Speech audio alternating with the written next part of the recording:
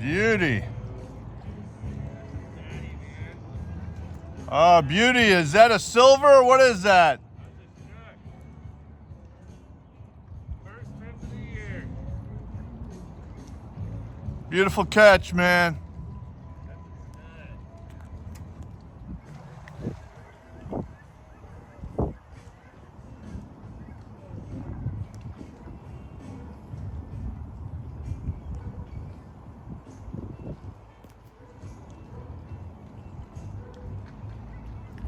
Nicely done.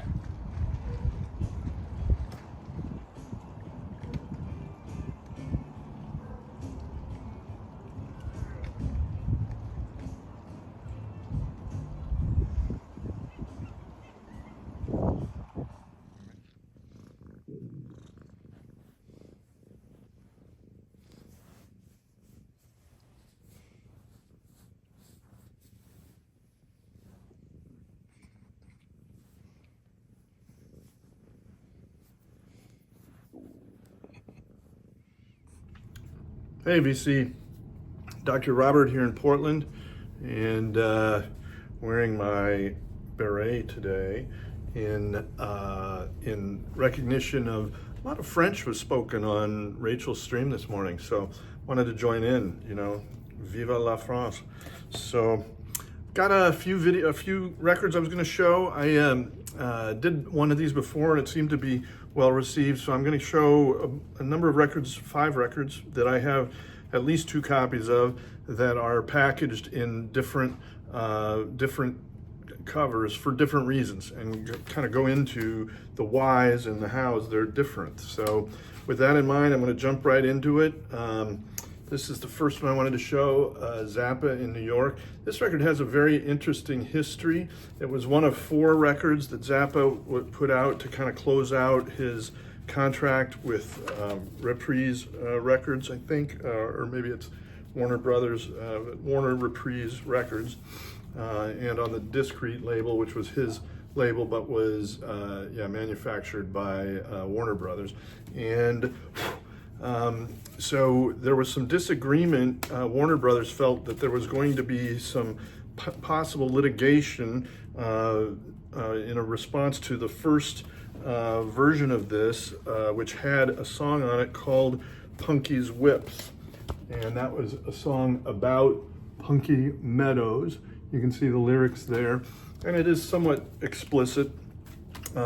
And you can see it's listed on the back cover here as being the last song on side 1.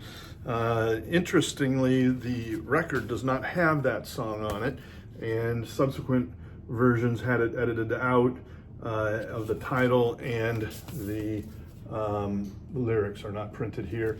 And it turned out that Zappa actually had Punky Meadows authorization. Later issues on CD and represses came out with the original song in there, but the first versions in the United States that were pressed and printed were these that had the lyrics, had the title, but didn't have it in the vinyl, apparently.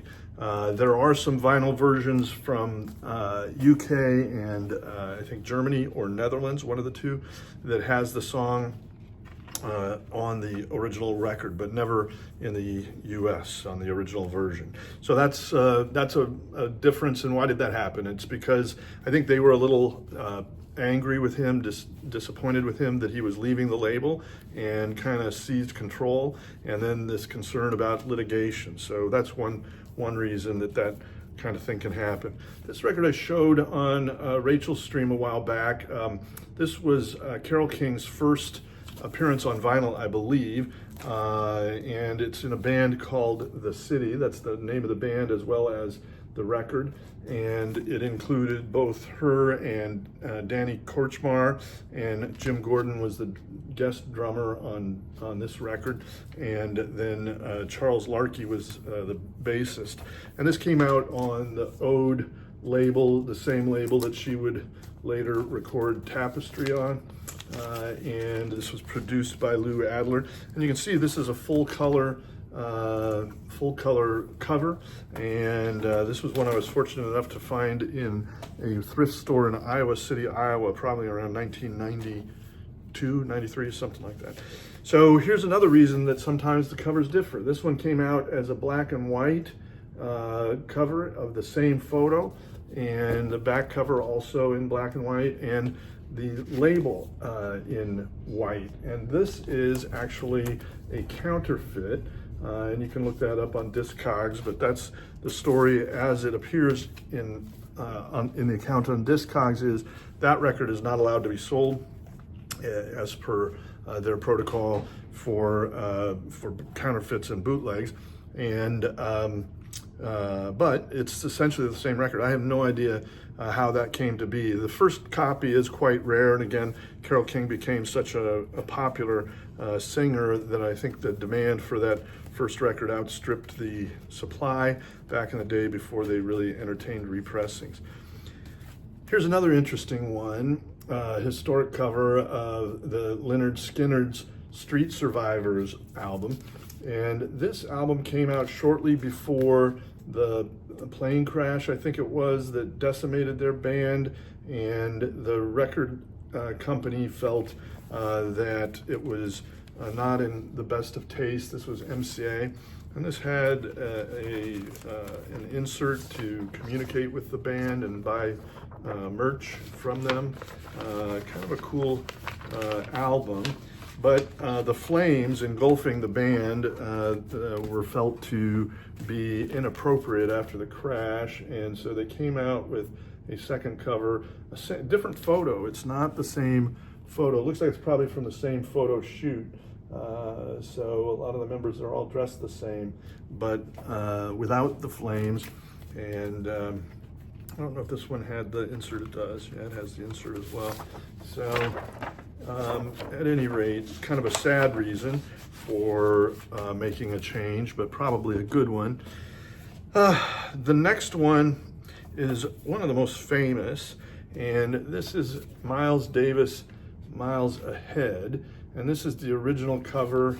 This is a 6-eye Columbia mono version, and with the Gil Evans conducting the orchestra. And the urban myth or the urban legend is that Miles saw this picture and said, "What's that white bitch doing on my cover? On the cover of my record?" That's my Miles. It doesn't get any better, so sorry for that. But Miles Ahead with the original seafaring record cover of the woman with apparently her son off to the side. Really a lovely cover, but Miles didn't like it. So that's yet another reason. And of course, he's the artist. I think he should get to call the shots. But it was replaced by this cover, which to me is kind of, I don't know. I mean, it's not a bad shot of Miles, but kind of nothing special. This is another 6-eye copy of that record. Really a great record.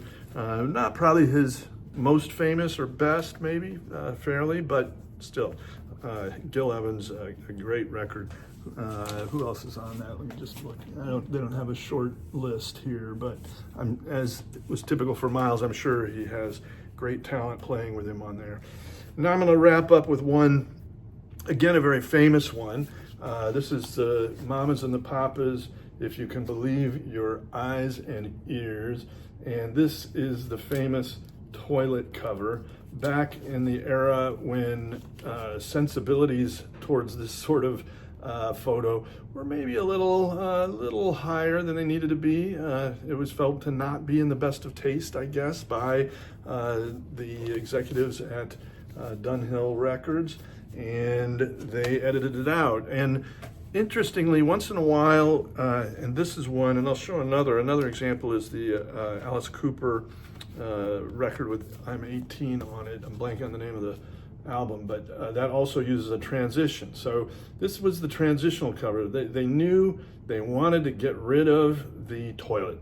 So they blew up the photo showing the band hanging.